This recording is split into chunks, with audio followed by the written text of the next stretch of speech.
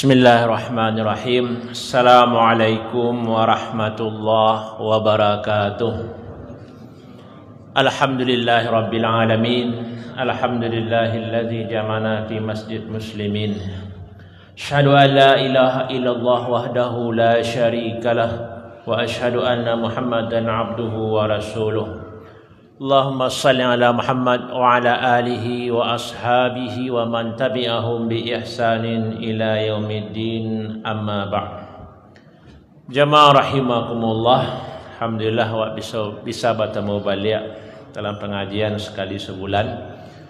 Dan sesuai dengan yang awak janjikan, tahun kini awak membahas tentang tulisan-tulisan Buya Hamka. Allah Subhanahu wa taala berfirman, a'udzubillahi minasyaitonir rajim, bismillahirrahmanirrahim. Ud'u ila sabili rabbika bil hikmah wal mau'izah hasanah wajadilhum billati hiya ahsan inna rabbaka huwa a'lamu biman dhalla an sabilihi wa huwa a'lamu bil muhtadin. Surah An-Nahl. Ud'u ila sabili rabbika bil hikmah. Serulah manusia pada jalan Tuhanmu dengan hikmah, wal mau'izah hasanah, dan dengan pelajaran yang baik, wajadilhum billati hiya ahsan, dan bantahlah mereka dengan cara yang baik. Nah, Rabbaka, sesungguhnya Tuhanmu mengetahui man dhalla an sabilih, siapa yang tersesat dan siapa pula yang dapat hidayah. Bapak, ibu-ibu jamaah rahimakumullah, dalam ayat itu ada 3 cara dalam berdakwah. Pertama, ud'u ila sabil rabbika bil hikmah, dengan hikmah. Yang kedua, mau'izah hasanah. Yang ketiga, jadilhum billati hiya ahsan, berdebat. Ahli-ahli tafsir dalam menafsirkan memang membagi cara dakwah sesuai dengan ayat. Yang pertama, bil hikmah, sampaikanlah dakwah itu dengan menyampaikan kebenaran, sampaikan ayat, sampaikan hadis. Karena ada orang yang merasa cukup dengan itu, ayat hadisnya langsung tersentuh. Sampaikan kebenaran apa adanya, sampaikan salah, itu yang hikmah. Yang kedua, mau'izah hasanah, dengan pelajaran yang baik. Perlu adanya pendidikan dengan nasihat yang menyentuh, ya. Dengan membujuk itulah bahasa awak. Itu yang mau'izah hasanah.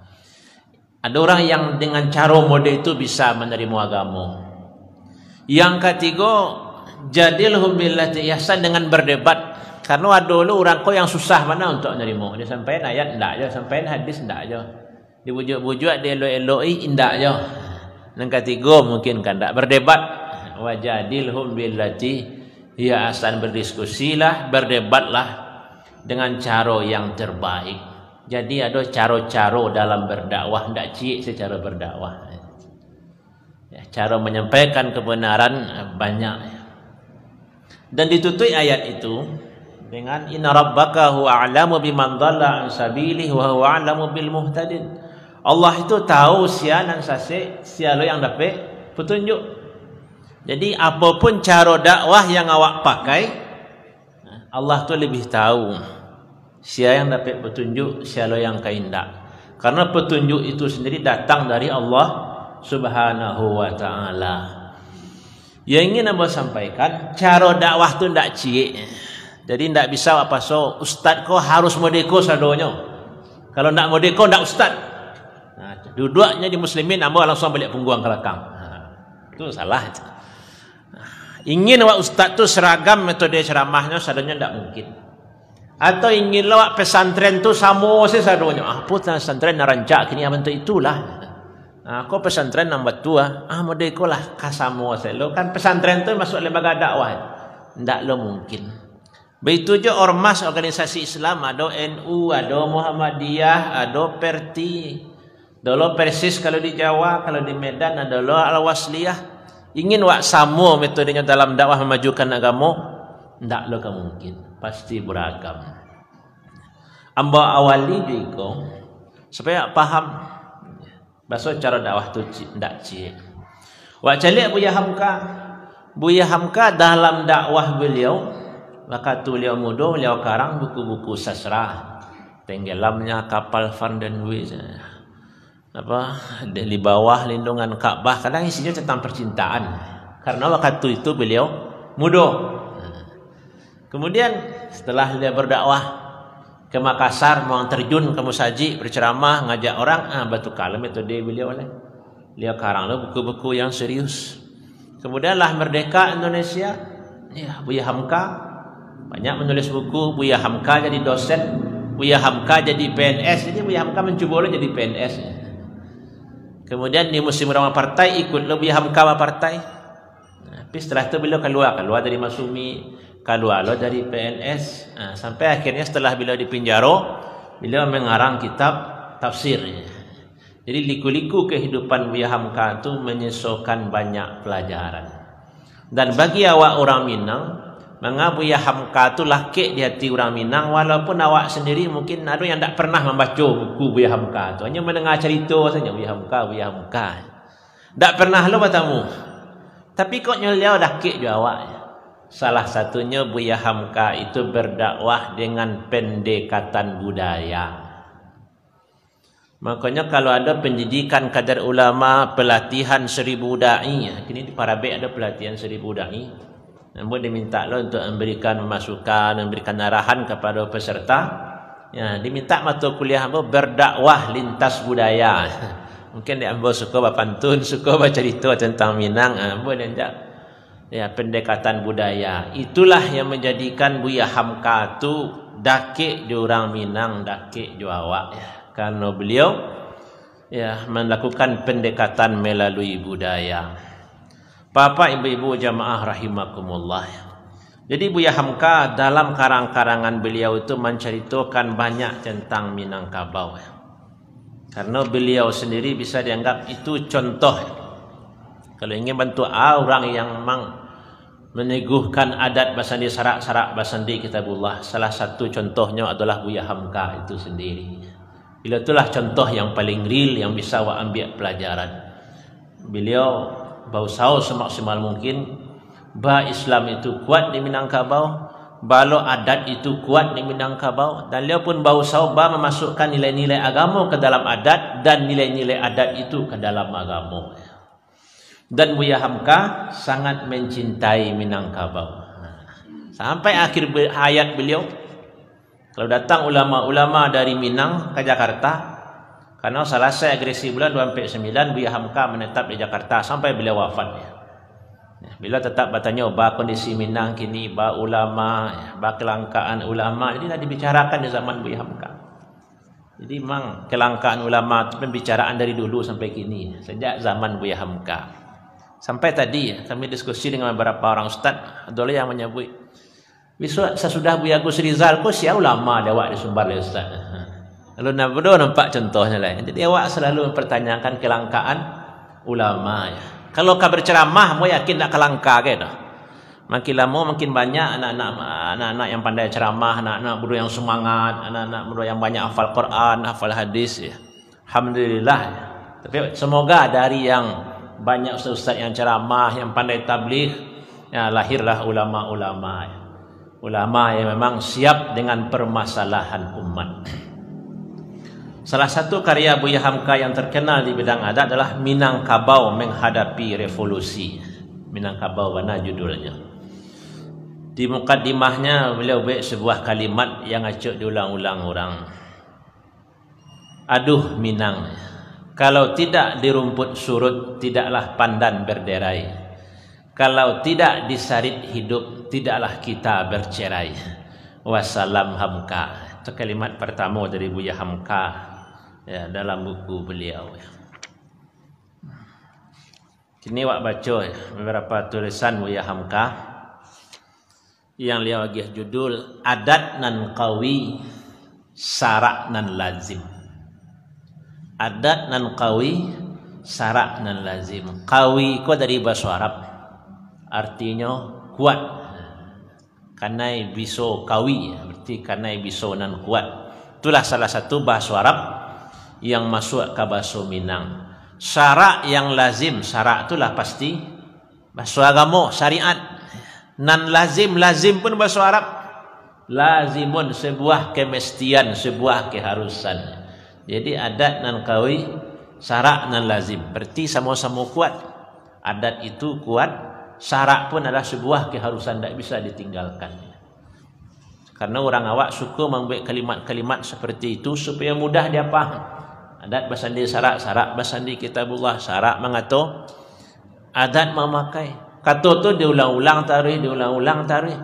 Karena setiap manusia itu tabiatnya mencintai budayanya. Orang Jepang suka je budaya je adatnya. Orang Cina suka je adatnya je budayanya. Dan awak cinta je budaya awak.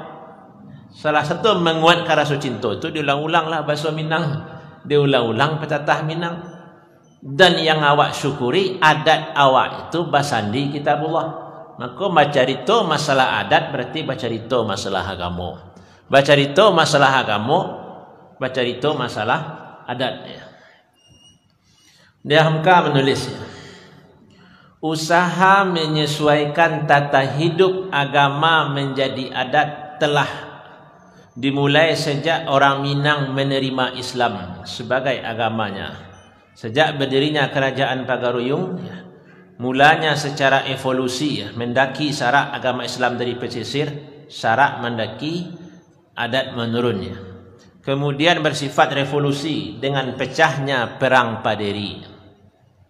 Jadi bahasa Buya Hamka, usaha menyesuaikan tata hidup agama menjadi adat.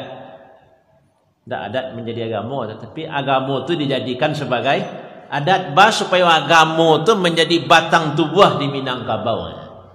Kalau bahasanya canduang Syekh Sulaiman Ar-Rasuli itu yang diusahakan orang dulu. Jadi agama kan tidak mewarnai adat Minang lah. Tapi agama itu benar yang jadi adat, bukan orang datang tapi di dalam. Jadi sumsum di tulang setiap orang Minangkabau. Di sanubari mana letaknya dan Islam tu dalam batang tubuh adatnya. Itu maka disebut syarak balinduang adat bapa ni. Karena syarak tu di dalam ni. Syarak balinduang adat bapa ni. Adat itulah yang akan menaungi syarak. Karena adanya unsur-unsur adat itulah Islam kuat di Minangkabau dibanding provinsi tetangga. Itu yang perlu pahami salah satunya. Dan itulah kalau urai mana panjang, tapi nyalah tasabui dalam ceramah-ceramah sabalunnya. Ya, salah satunya syarat nagari di Minang tu harus ada musaji dengan segala fasilitasnya. Maka di Minang tu harus ada musaji, harus ada orang jadi imam, harus ada orang jadi khatib, harus ada orang jadi bilal. Ditambahlah yang Aceh sampaikan harus ada surau-surau suku. Berarti setiap suku tu harus ada yang jadi ulama, jadi orang malin untuk median surau. Dan masih panjang dan itulah berlalu dalam ceramah sebelumnya. Jadi Buya Hamka menulis, orang Minang lah lama berusaha menjadikan supaya tata hidup agama menjadi adat. Maka di Minang adat bukanlah budaya. Kau yang perlu wak pahami mana. Di Minang adat bukanlah budaya. Karena budaya kau ya cara berpakaian, cara beralek itu ya budaya. Hasil cipta karsa manusia itu nama budaya. Tapi di Minang tak pas 100%. Karena orang Minang tu adatnya dibagi ampe. Yang pertama tu adat sawana adat dan turun dari Allah dan dijawab dari Nabi, dan itu agama Islam. Agama Islam kau bukan buatan manusia. Jadi kalau orang menyebut perang Padri itu perang antara kaum adat dan kaum agama. Karena orang tu menyamakan antara adat dengan budaya. Kalau budaya kau adat istiadat, adat yang diadatkan, adat yang teradat, itu ya budaya. Orang Minang nenek moyang wak dulu nama buat. Tapi kalau adat dan sawana adat itu bukan budaya, karena itu adalah agama Islam yang datang dari Allah Subhanahu wa taala.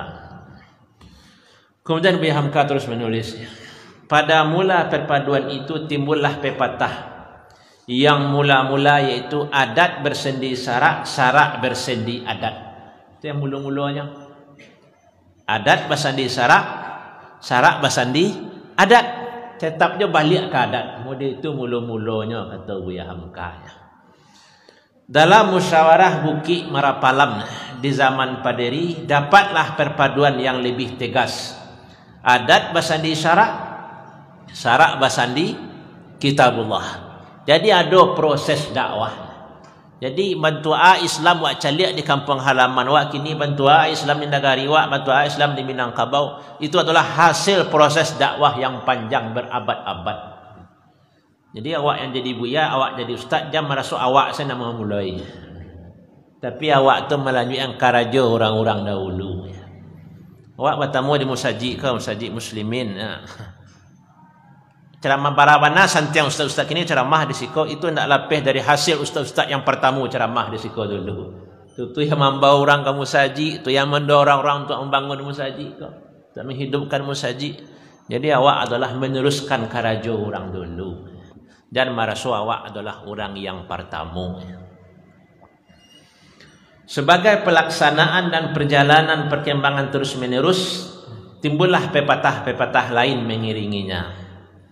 Satu, syarak yang mengata, adat yang memakai. Ya hamka itu dalam buku tentu je bahasa Indonesia. Di Indonesia kan bahasa Minang, walaupunnya nampak juga Minangnya. Syarak yang mengata, adat yang memakai. Kan syarak mengatur, adat memakai. Di Indonesia kan oleh Buya Hamka. Jadinya syarak yang mengata, adat yang memakai. Diambil dari kata syarak dari Al-Quran dan Sunnah. Fikih, lalu dipakai menurut adat. Diambil Al-Quran, diambil hadis, diambil fikih, dijadikan lanyo di dalam adat. Dia masuknya ke adat. Contoh sederhana macam wak sabui-sabui. Orang Minang tu karatau mudang dahulu, berbuah bunga balun, karantau bujang dahulu di kampung Paguno balun ya. Kalau sana pergi kalapau, balik kalodang, balik tanggiri, tanggiri balik dahulu. Kalau sana pergi marantau, ya cari petih, cari orang kampung cari dahulu. Kamu ada itu. Kalau di siku ada sianok 6 suku nah. Tadi pagi yang buat ceramah subuh berjamaah pun di sianok lah ya. Sianok 6 suku. Mungkin ada apa-apa yang asli orang sianok sekarang. Ya. Sadonya atau banyak nah. Sianok 6 suku ya. Orang kampung cari dulu. Kemudian disebutkan orang awak di rantau tu pandiannya 3 hari. Hari nang kampek mangalai menjual orang nah. Mungkin orang sianok pertama tiba pikumbuh itu kerajaan lah. 3 hari pandia pikumbuh tu di BU saja lah. Ba mako 3 hari karena dalam sunnah dalam syarak awak bertamu tu boleh 3 hari di rumah orang. Kan model itu dalam agama baca lah ada bertamu 3 hari boleh bertamunya sudah tu. Carilah piti seorang aja menumpang tu kadang kampung. Termasuk awak jamak kasar pun apa orang menjamak kan itu 3 hari. Termasuk ulama yang pandai kalau mengqada salat tu karena ukurannya 3 hari, kalau lah lebih 3 hari berbanyak selain ibadah sunat tak perlu diqada lain. Tapi kalau masih 2 hari 3 hari qada lah sembahyang, itu menurut pendapat sebahagian ulama. Jadi nanti 3 hari orang awak dia merantau tu ternyata terinspirasi dia ambil dari ajaran agama. Tu halui keraja orang dulu ya, memasukkan bahasa Hamka tadi, dimasukkanlah Al-Quran dan Sunnah dan fikih, lalu dipakai menurut adat. Lanjut yang kedua, syarak bertelanjang, adat bersesamping. Syarak batilanjang, adat bersesamping. Maksudnya, artinya bahwa apa yang dikatakan oleh syarak adalah terang dan tegas. Tetapi setelah dia dijadikan adat, diaturlah prosedur yang sebaik-baiknya. Seumpama kebiasaan orang yang membuat surat keputusan zaman sekarang. Setelah membaca, menimbang dan sebagainya, memperhatikan dan sebagainya, memutuskan dan sebagainya. Ya, artinya bahasa agama kok tegas. Tak bisa waktu tukar-tukar karena agama aku turun dari Allah. Tak bisa lah lama pakai kami nenek mama sianok 6 suku. Waktu tukar lah cara sembahyang awak di situ tak bisa. Karena bahasa syarak itu bertelanjang pasti. Sementara adat masih sampiang. Ada musyawarahnya ya, ada tukar tambahnya, ada maju mundurnya. Bisa dimusyawarahkan terlebih dahulu ya. Yang ketiga, adat yang qawi, syarak yang lazim. Tegasnya, bahwasanya adat tidaklah akan berdiri kalau tidak dikawikan. Kawi berasal dari bahasa Arab qawiyun, yang berarti kuat. Adat tidak ada kalau tidak dikuatkan. Syarak tidak akan berjalan kalau tidak dilazimkan. Lazim artinya wajib. Kata lazim lebih aktif daripada wajib. Wajib berdosa kalau ditinggalkannya. La ialah yang berpahala bila dikerjakan. Zim dikenakan sanksi siapa yang tidak mengerjakan. Itu diuraikan oleh Buya Hamka yang mempermudah memahami. Pepatah adat dan qawi syarak yang lazim inilah yang dipegang teguh oleh Tuanku Nan Renceh, sehingga dibunuhnya lah saudara ibunya karena melanggar syarak. Dengan adat dan qawi syarak yang lazim inilah orang 4 jenis menegakkan negeri mereka dengan aman dan damai sebelum Belanda berkuasa. Jadi adat yang qawi, adat itu perlu dikuatkan, perlu ada usaha untuk mempertahankan adat. Syarak yang lazim, lazim itu adalah sebuah kewajiban. Syarak itu akan jalan kalau diwajibkan. Jadi kalimat itu adat dan qawi, syarak dan lazim. Adat dan syarak itu perlu diperjuangkan. Tak bisa puado. Adat Minang itu kalau dipalapisnya hilang selanya. Ya, baik tata cara, sopan santun, termasuk cara berpakaian, termasuk cara menghormati. Nang ketek kadang-kadang kata nampak nak, kata mendaki, kata melereng, kata mendata. Itu perlu dipertahankan masalah adat. Begitu aja masalah agama. Agama kau bukan kuat dengan sendirinya, tapi perlu diperjuangkan. Perlu ada yang menegakkan amar ma'ruf nahi mungkar. Kalau tidak ada yang menegakkan syarak, berarti syarak itu akan lama. Kalaulah lama syarak, otomatis adat itu pun akan habis. Karena adat basandi syarak. Kalau syarak itu benar yang lama, adat itu hilang. Jadi orang kini kau mengkondak beradat, ustaz ni orang kini itu tidak lupa agama lah kan itu. Kalau langang musaji berarti habis adatnya. Musaji kata kunci kampung itu berarti tidak beradat orang sekampung tu lah. Karena itulah pandai orang dulu menyatukan antara adat yang qawi, syarak yang lazim. Sebab itu sepakatlah seluruh ahli adat bahwa adat dan syarak ditambah dengan undang-undang 20 adalah tali berpilin 3 di Minang. Inilah yang dijelaskan oleh Datuk Panduku Alam Kota Nanampe Payakumbuh. Terkenal. Orang Payakumbuh Kota Nanampe. Filosof adat Minangkabau yang terkenal pada bagian penutup bukunya Rancak di Labuh. Kau baca orang dulu mah. Kalau anak-anak kini tak tahu kan. Rancak di Labuh. Apa-apa nalah membaca mungkinlah lu lupa nak. Isinya kan zaman orang dulu Rancak di Labuh. Buya Hamka kan itu karang-karangan cerita tapi nasihat isinya kan. Itu diulang-ulang oleh Buya Hamka. Karangan Datuk Panduku Alam Kota Nanampe Payakumbuh. Dengan susunan kata demikian, dalam buku Rancak di Labuh itu apa isinya? Ke-10 suko menjunjung titah rajo, kasih di adat dan agama. Menurut sepanjang kitabullah, sempurna iman Islamnya, melengkap syarat dan rukun, sebanyak-banyak pengajian. Walau bak bintang di atas langit atau bak air dalam laut, tidak lain tidaklah bukan maksud iman dan Islam. Jadi banyak mana ceramah, banyak mana kajian itu yang diuraikan tak lapih dari iman dan Islam. Dan menurut sepanjang adat, menurut sepanjang kitabullah, berarti patuh kepada agama. Dan itu adalah bahasa Datuk Panduku Alam Kota Nanampe tahun baranya tak tahu. Tapi di zaman Buya Hamka itu buku yang termasuk beliau baca.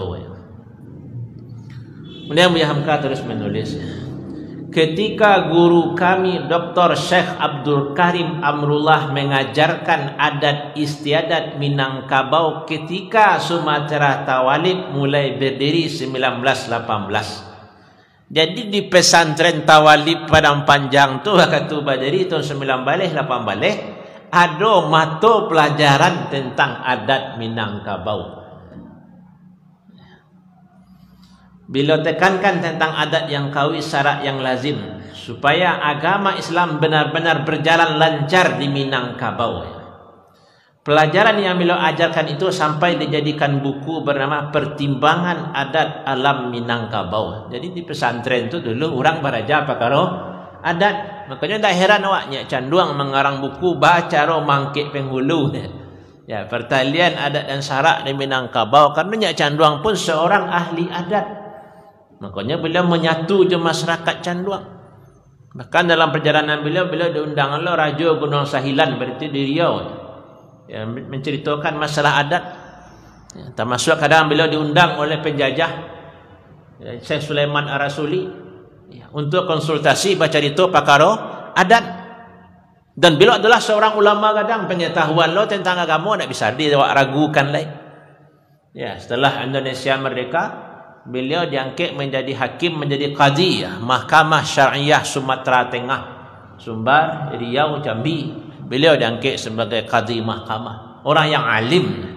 Ya, sampai kini canduang tetap melahirkan para ulama. Beliau juga seorang ahli adat. Ya. Begitu juga ayah Buya Hamka. Jadi yang diceritakan Buya Hamka tadi, ketika guru kami itu maksudnya adalah ayah beliau sendiri, Dr. Syekh Abdul Karim Amrullah. Meskipun sudah zaman modern seperti sekarang ini, namun dalam seminar adat dan kebudayaan sejarah Minangkabau di Batu Sangkar 1 sampai 8 Agustus 1970. Jadi dulu ada seminar adat dan kebudayaan dan sejarah Minangkabau di Batu Sangkar. Dan waktu itulah Nyak Canduang tadi meninggal. Pokoknya Buya Hamka langsung dari Batu Sangkar langsung ke Canduang ya, ikut ya, menyelenggarakan jenazah Nyak Canduang ya. Pandangan hidup orang Minangkabau yang seperti ini dikuatkan dan dirumuskan kembali sehingga salah satu hasil seminar menunjukkan ciri orang Minangkabau modern. Bentuk A orang Minangkabau modern, yaitu bernenek moyang yang turun dari Gunung Merapi. Karena tambowak kan itu sudah di masa awak di puncak Gunung Merapi di nagari antah barantah di masolun barabalun waktu Gunung Merapi sekadang telitiak, Gunung Senggalang sekadang telu ayam, Gunung Sago sekadang telu puyuh mungkin lah. Gunung Talang sekadang telu cacak. Menunjukkan masa lampau. Itu kan tambo nak bisa lo bantah nagari di mana nagari tu Minangkabau tu mayo di Pariangan. Ya, di Pariangan Batu Sangkar, di Pariangan Padang Panjang. Situ nenek moyang di situ tampuk tangkai awak. Kalau layak mengaku berasal dari situ, itu masuk ciri orang Minang.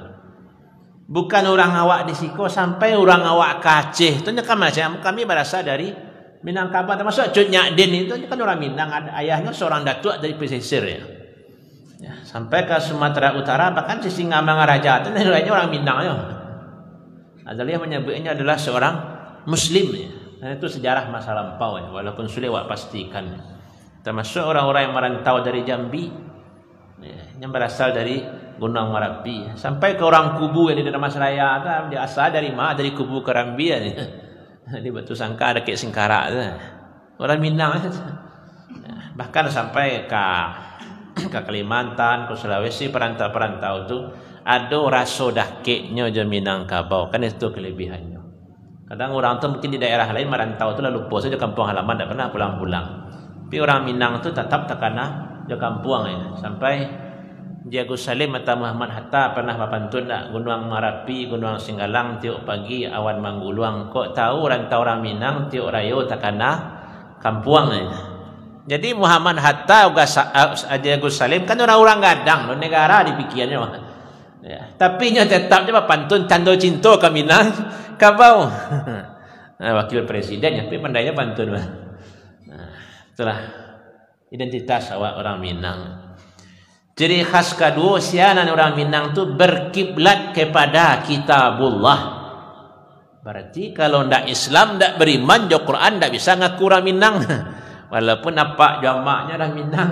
Tapi kalau nyalah keluar dari Islam, Nah, berarti tidak orang Minang lah. Dan orang Minang tu pasti Islam. Habis sako-besakonya kalau keluar dari Islam. Mulai kaedah tadi adat basandi syarak, syarak basandi kitabullah ya. Yang ketiga, ciri-ciri orang Minang tu berfikir yang dinamis. Orang Minang tu selalu berfikir. Kok tak kurang? Nyo selalu berusaha untuk keluar. Tak pernah orang Minang ko menyerah. Makanya pahlawan-pahlawan nasional itu banyak lahir di Minang. Di orang Minang ko nyo dinamis, tak mau menyerah. Bayangkanlah ya, Haji Agus Salim, keluarganya orang dakik je Belanda, tapi nya tetap berjuang mengusir Belanda. Muhammad Hatta, ya, keluarganya dakik je Belanda, menerima upah menyabik rumput untuk orang Belanda, tapi nya berjuang untuk mengusir Belanda. Jadi orang Minang ko bukan orang yang pasrah dengan keadaan. Jadi filosofi tak kurang di luar tempi. Nah, di atas kadang orang memahami bisa lah budak orang Minang tu cilu awaknya. Dah betul orang Minang tu. Minang tu bengkok mah, padang bengkok. Tapi kalau kisah kanan lurus, orang Minang tu semangat juangnya tinggi. Maka pahlawan nasional tu banyak dari Minang. Ya, mungkin Agustus dulu ndak awak bahas lain adalah cok bahas tokoh di Minang, tapi di tempat-tempat lain ambu diundang ramai membahas masalah itu. Jaso-jaso ulama Minang untuk kemerdekaan Indonesia. Karena 50% pemimpin Indonesia ya waktu Indonesia merdeka dan setelah Indonesia merdeka dan menjelang Indonesia merdeka itu berasal dari Minangkabau. Orang awak tu suka jadi ketua.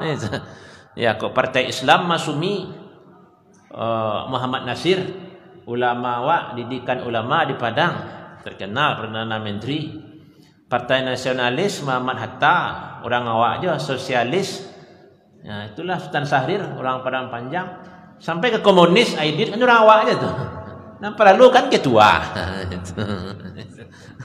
Tanda orang dinamis ingin berubah. Nah, perlu itu orang awak kan ketua. Jadi orang awak tu seperti itu. Ya, ingin berubah terus, tak kurang di luar, tempi di atas, kok tak tuang di pisang masak. Nah, yang perlu kan makan. Kalau lihat tak tuang, biar tak tuang tapi pisang masak. Kok tak campak, biarlah tak campak, tak buang, tapi ke pulau raga-raga sampai menungkui bisa aja makan. Kau makan tu nak berlalu. Adanya menyebut tak golek kawaji. Jadi orang awak memang didorong untuk berfikir, untuk maju. Jangan merasa kalah. Awak orang Padang maksa takut lah. Jadi ada semangat dan motivasi. Kemudian ciri yang kampek dari orang Minang kan Minang modern. Itu tadi judul BHMK. Ciri-ciri orang Minangkabau modern yaitu bernenek ke Gunung Merapi, berkiblat ke Kitabullah, berfikir yang dinamis, yang terakhir bersatu dalam Bhinneka Tunggal Ika, NKRI, harga mati. Kalau dia awak tidak harga mati lah tu. Di dalam diri awak mana NKRI harga mati. Itu memang buat negara aku dulu ni mama awak. Agus Salim Sultan Syahrir lah dari dulu orang awak berjuang. Tak perlu dia jajah lah tu. NKRI harga diri itu dah awak. Ya, menjaga kemerdekaan, menjaga keutuhan Indonesia, Bhinneka Tunggal Ika. Itulah orang Minangkabau modern ya. Jamaah rahimakumullah. Itulah beberapa tulisan Buya Hamka. Dan iko beliau tulislah tahun 60-an ya, bahkan cetak ulangnya tahun 80-an ya. Mode itu sibuk beliau jadi dosen, jadi penceramah ini dan itu, masih sempat dia lah membahas tentang adat Minangkabau. Ndak lapu ada hujan ndak lakang, lek paneh dicabui ndak lo mati nah. Balo cara mencabuinya. Jamaah rahimakumullah. Karena waktu Allah masuk wak cukupkan sampai di siko. Ya, semoga menambah wawasan awak, pengetahuan awak. Ya, semoga semakin tertanam di hati awak mencintai adat basandi syarak basandi Kitabullah. Dan orang Minang tu kalau ndak percaya ke Kitabullah, labatuka arah kiblat berarti bukanlah orang Minang. Itu yang perlu awak tanamkan ke anak cucu awak. Soalnya awak ndak tahu anak kata jadi sesudah masuk awak kini kok. Karena tantangan itu semakin baik. Billahi taufiq wal hidayah. Assalamualaikum warahmatullahi wabarakatuh.